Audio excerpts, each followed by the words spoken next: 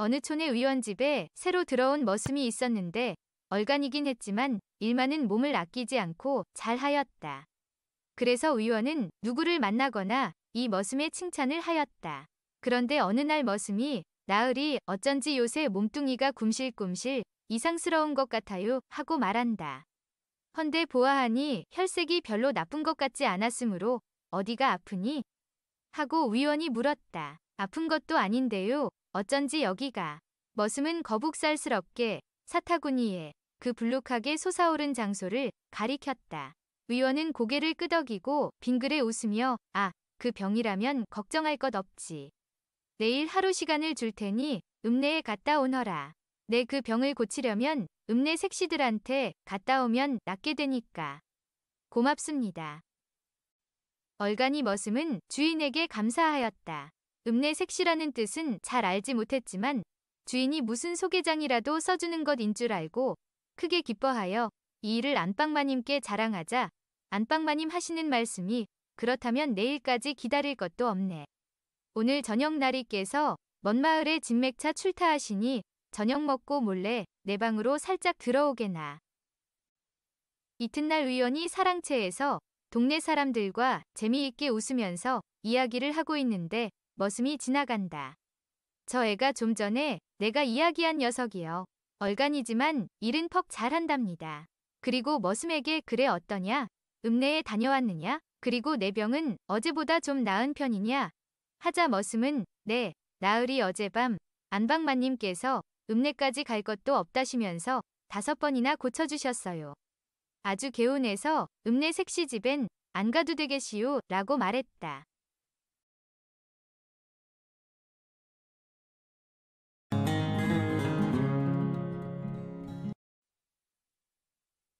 한 장군이 있었는데 제 마누라를 몹시 두려워했다.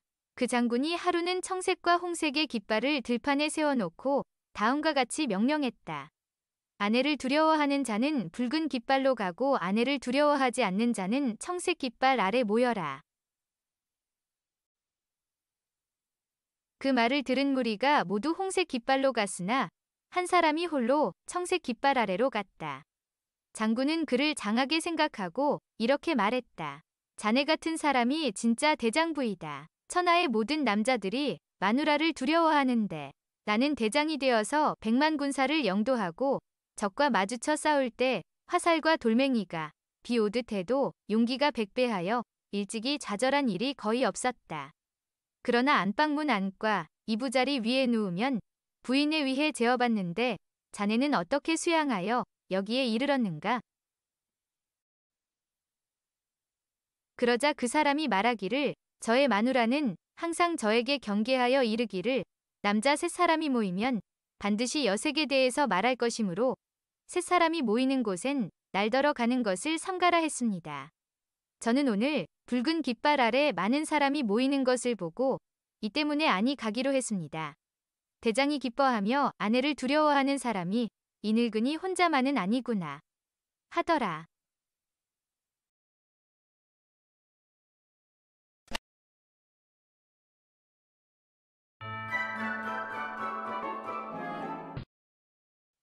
어떤 처녀가 출가하였는데 그의 유모가 은근하게 어젯밤에 그 맛이 어떠하시던가요? 하고 물어보았다. 신부는 그 맛은 좋은 것 같기는 하지만 깊은 맛은 아직도 알 수 없더이다. 하였다. 이에 유모가 그 맛은 인간에게 제일 좋은 맛이며 한창 흥이 일어 무르익을 때는 눈은 태산의 형태를 보지 못하고 귀는 천둥 소리를 듣지 못합니다. 아씨는 아직 그 일에 익숙하지 못하여 이와 같은 지극한 맛을 알 수 없을 것입니다. 하고 말하자 신부는 유모의 말이 지나친 말은 아닙니다. 그런데 난 아직도 그 극미를 알지 못합니다. 하고 대답하였다. 이에 유모는 아씨가 낭군님과 잠자리를 같이 할 때에 제가 문구멍으로 어떤 물건 하나를 넣어 보일 테니 만일 아씨가 그 물건을 알아보시면 그 맛을 아직도 모르는 것이니 한번 그렇게 해봅시다. 하고 서로 약속을 하였다. 그 후 부부가 불을 켠 채 서로 잠자리를 같이 하는데 그 흥이 극도에 이르자 유모가 물고기를 보인 후 다음날 그것이 무엇이던가요? 하고 물으니 아씨는 그건 칼이 아니었던가요? 하였다. 새로 갈아낸 칼은 대체로 물고기의 형태와 흡사하여 잘못 판단하였던 것이다. 이에 유모는 웃으면서 아씨는 이미 그 극치를 알고도 남음이 있습니다. 하였다.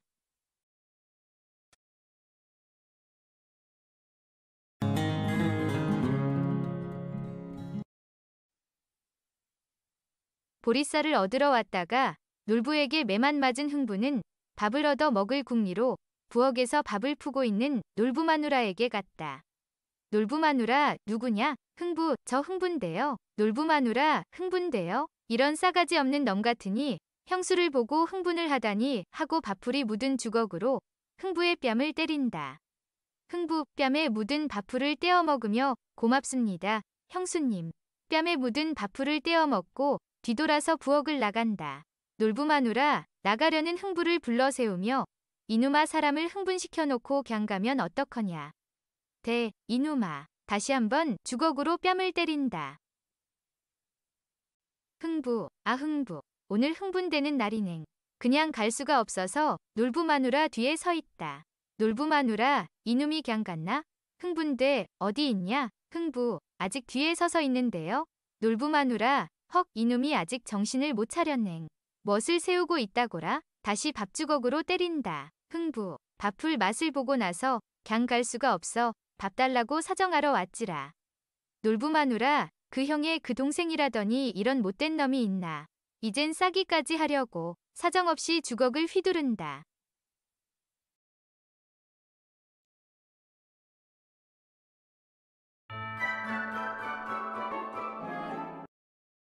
어느 집에 여종 한 사람이 있었는데 그 자색이 아름다웠다. 그런데 여종의 주인 집 아들이 수시로 여종의 방에 와서 동침을 했다.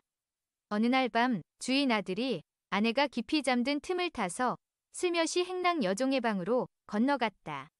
이때 그의 아내가 잠이 깨어 살금살금 남편의 뒤를 밟아 창틈으로 엿보았다.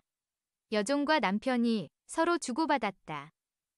서방님께서 어찌 흰떡 같은 새아씨를 놔두시고 하필 이렇게 못난 저를 이리 못살게 구십니까?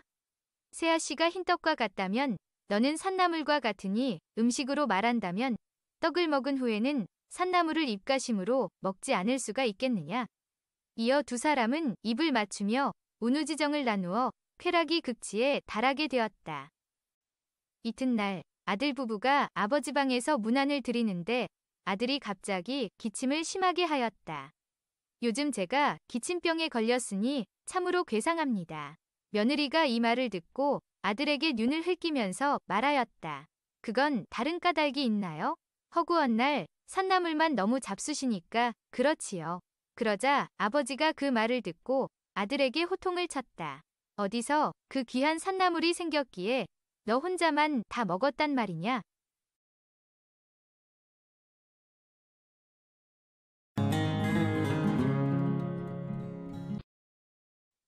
멀지 않아 딸을 시집 보내게 된 어미가 어느 날 저녁 쓸데없는 걱정을 하고 있다. 영감, 사위의 코가 너무 크잖아요. 코가 크면 어떤가. 하지만 코가 크면 그것도 크다고 하니까 혹시 그 애가 너무 시달리지나 않을는지 걱정이에요. 그건 괜한 소리야. 그렇다고 내가 보자고 할 수도 없고. 그럼 3어리년을 시켜 알아보도록 하지요. 그리하여 몸종 3어리에게 돈을 주고 부탁하였다.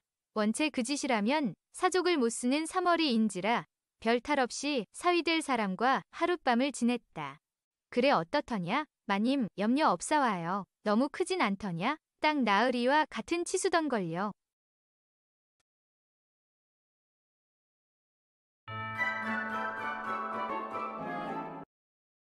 제주도에 사는 어떤 어부가 많은 돈을 가지고 서울에 와서 여관에 투숙하였다.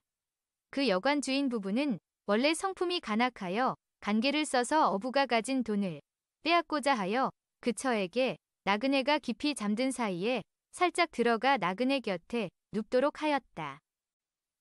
남자 주인은 나그네가 잠이 깰 때를 기다렸다가 짐짓 노발대발하며 큰 소리로 말했다. 너는 남의 아내를 유인하여 간통을 하였으니 세상에 이런 사악한 일이 어디 있는가. 주인은 관가에 고소하겠다고 으름장을 놓는 한편 짐짓 자기 처를 때리니 처가 울며불며 말했다. 나그네가 꿰어 방으로 끌고 가 강제로 겁간을 하였소. 생각지도 않았던 봉변을 당하게 된 나그네에게 주인 남자가 보낸 사람이 와서 말했다. 관가에 고소당하게 되면 돈을 잃고 또 망신을 당하게 되니 지금 곧 돈으로 사과하고 서로 화해하는 것이 어떻소? 나그네는 억울하기 그지없어 망설이고 있던 참에 아침나절에 관가의 소환을 당하게 되었다. 나그네는 사또 앞에서 변명할 말이 없던 중 문득 생각나는 것이 있어 말했다. 방사를 한 약물에 때가 끼어 있을 수가 있겠사옵니까? 어찌 때가 묻어 있을 수가 있겠는고? 절대로 때는 묻어 있지 않다. 힘을 얻은 나그네가 말했다. 그러면 저의 약물을 검사하여 주옵소서. 사또가 나그네의 양경을 자세히 보니 때가 잔뜩 끼어 있고 고약한 냄새까지 났다. 사또는 여관주인 부부를 국문하여 나그네의 돈을 탐내어 무고한 것이라 자백을 받았다.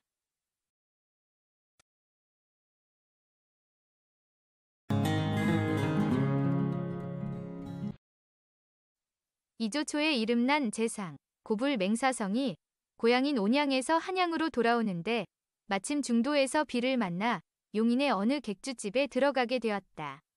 안으로 들어서니 행색을 으리으리하게 차려입은 젊은 선비가 먼저 들어앉아 있다가 초라한 풍채의 맹사성이 들어서는 것을 보고서 그를 업신여기는 태도가 눈에 남을 정도다. 맹사성의 검소한 옷차림을 보고 정체를 알아채지 못한 젊은이가 그를 놀릴 양으로 우리 공당놀이 란 걸 해볼까요? 그러시오. 그런데 댁은 말 끝에 공이라고 하고 나는 말 끝에 당이라고 하는 거요 라고 제안했다. 그거 좋지. 젊은이는 어디 가는 공? 한양에 간 당. 한양엔 왜 가는 공? 과거 시험을 보러 간 당. 과거 시험은 봐서 무얼 하려는 공? 하고 묻자 장원급제하여 입신양명할 거당 하며 자신만만하게 웃어 보였다. 맹사성은 그런 유생의 행동이 조금 웃기기도 하고 또 자신이 과거 시험 면접관이기도 해서 슬쩍 운을 띄워보았다. 내가 좀 도와줄공? 유생은 더 크게 웃으며 예끼 늙은이 실탕 하며 호탕하게 웃어버렸다. 과거 시험 당일이 되고 맹사성이 최종 면접관으로 응시생들을 기다리고 있었다. 드디어 함께 공당놀이를 했던 유생의 차례가 되었고 감히 고개도 들지 못하고 잔뜩 긴장한 채 면접관의 질문을 기다리고 있었다. 맹사성은 최종 면접까지 올라온 유생이 기특하기도 하고 또 재밌기도 해서 시험은 좀 어땠는공? 하고 물었다. 놀란 유생이 토끼 눈을 하고 맹사성을 올려다보고는 그대로 넙죽 엎드려서 제발 죽여주시당 하고 외쳤다.